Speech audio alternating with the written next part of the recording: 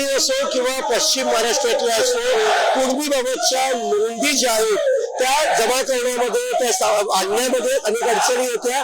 त्यातली एक प्रमुख अडचण म्हणजे त्याची कुणबी समाजाच्या नोंदी ज्या आहेत त्या होत्या मोडी लिपीमध्ये. ती मोडी लिपीतनं मराठीत त्या कागदपत्रांचा अनुवाद करून ती शासनाला आणि जरांगे पाटलांना देण्याची जबाबदारी कांचन कोठावडे यांनी पार पाडली. कांचन कोठावडे आता जरांगे पाटील यांच्या उपोषणाच्या ठिकाणी काही कागदपत्र घेऊन आलेले आहेत. काय सांगाल तुम्ही, काय कागदपत्र घेऊन काय जबाबदारी शिंदे समितीने तुमच्यावर दिली होती?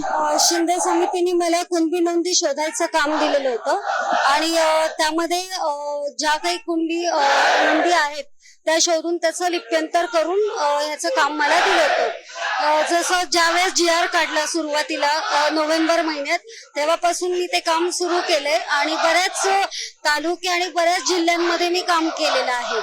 तर काल दादांनी अंश संस्थानाचं दप्तरचं जे उल्लेख केलं होतं तर ते आज अंश संस्थानचं दप्तर मी इथे घेऊन आलेली आहे. त्याचा रेकॉर्ड सगळा या ठिकाणी नोंदी आणि त्याचे रेकॉर्ड आहे. पश्चिम महाराष्ट्रातल्या औंध संस्थानाचं दप्तर तुम्ही घेऊन आलं, काय त्याच्यामध्ये तुम्हाला आढळून आलं, किती माहिती होती आणि काय अडचणी आल्या?